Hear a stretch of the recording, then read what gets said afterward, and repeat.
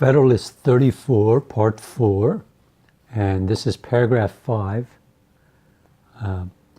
admitting that we ought to try the novel and absurd experiment in politics of tying up the hands of government from offensive war founded upon reasons of state, yet certainly we ought not to disable it from guarding the community against the ambition or enmity of other nations.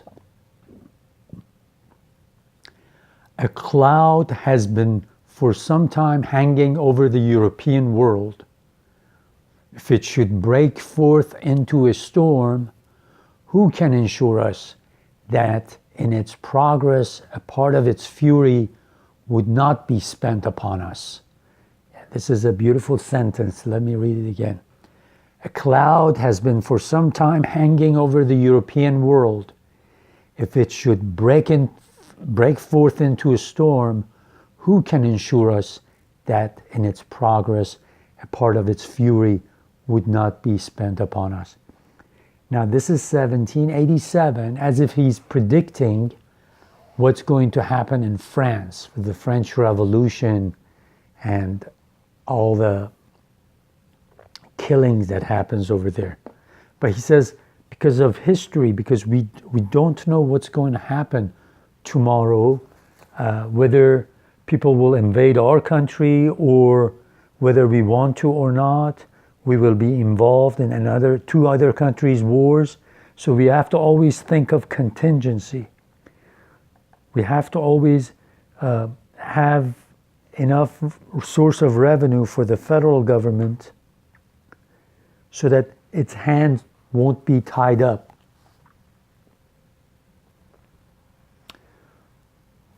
No reasonable man would hastily pronounce that we are entirely out of its reach, or if the combustible materials that now seem to be collecting should be dissipated without coming to maturity, or if a flame should be kindled without extending to us, what security can we have that our tranquility will long remain undisturbed from some other cause or from some other quarter? Let us recollect that peace or war will not always be left to our option, that however moderate or unambitious we may be, we cannot count upon moderation or hope to extinguish the ambition of others. Who could have imagined at the conclusion of the last war that France and Britain, wearied and exhausted as they both were, would soon have looked with so hostile an aspect upon each other?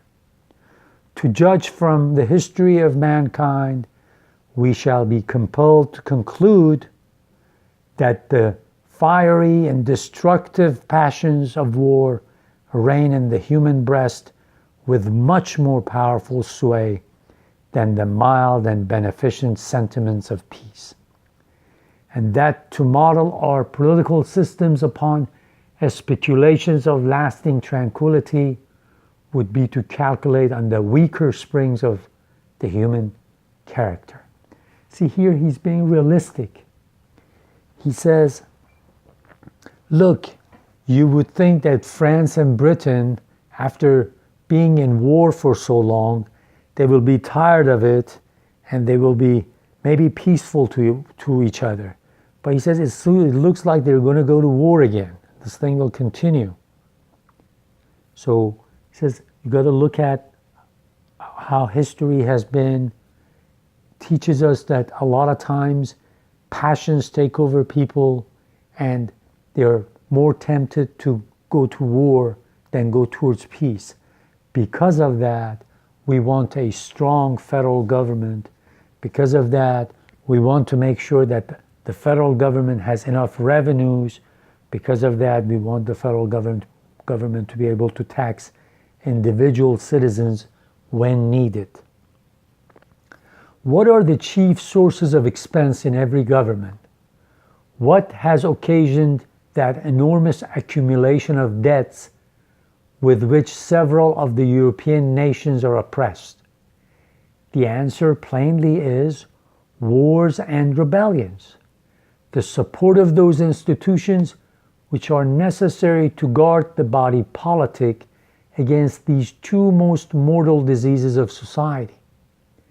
The expenses arising from those institutions which are relative to the mere domestic police of a state, to the support of its legislative, executive, and judiciary departments with their different appendages, and to the encouragement of agriculture and manufactures, which will comprehend almost all the subject of the state expenditures, are insignificant in comparison with those which relate to the national defense. He says, if you add up all the expenses that the states will have, whether they're doing it, whether it's cost for police, keeping the police, for agriculture, for manufacturers, for however way you look at it, the cost is not that huge. But he says the cost for national defense would be high, because you've got to have a navy, you've got to have an army, and then you've got to always be also ready for surprises. Again, this word contingency comes to play. You always have to remember that things happen that you're not planning on, or you haven't planned for, and you're not expecting, and you don't want to be vulnerable. You don't want to be weak when that happens. In the Kingdom of Great Britain, where all the ostentatious apparatus of monarchy is to be provided for, not above a 15th part of the annual income of the nation is appropriated to the class of expenses last mentioned.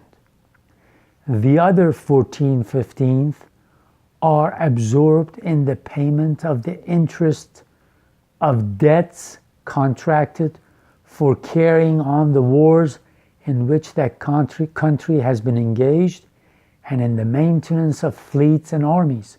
He says, look, only 1/15 of the budget, of the money that England gets for its revenue, goes to be spent on the monarchy and everything the monarch needs.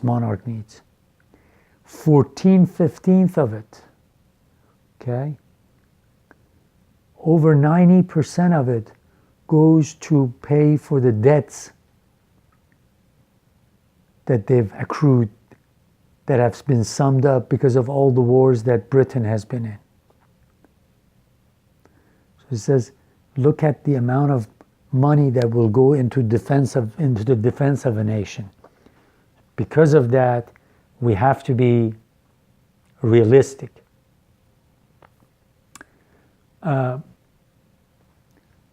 If on the one hand, it should be observed that the expenses incurred in the prosecution of the ambitious enterprises and vainglorious pursuits of a monarchy are not a proper standard by which to judge of those which might be necessary in a republic, it ought, on the other hand, to be remarked that there should be as great a disproportion between the profusion and extravagance of a wealthy kingdom in its domestic administration and the frugality and economy which in that particular become the modest simplicity of a republican government.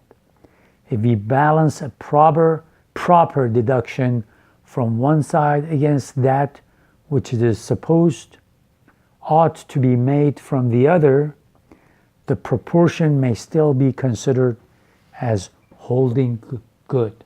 Again, most of the expense will be, he says, at that time, he's talking, the federal government is the one that needs to make sure that it when needed, it can have access to extra money.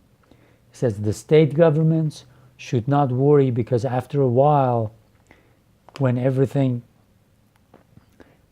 actually we start going forward, after a while the states know exactly what they want, and it's not going to be much. Whereas the federal government is to constantly think about war, think about defending the country, and because of that, it might need another source, another method of getting that revenue, and that method is taxation.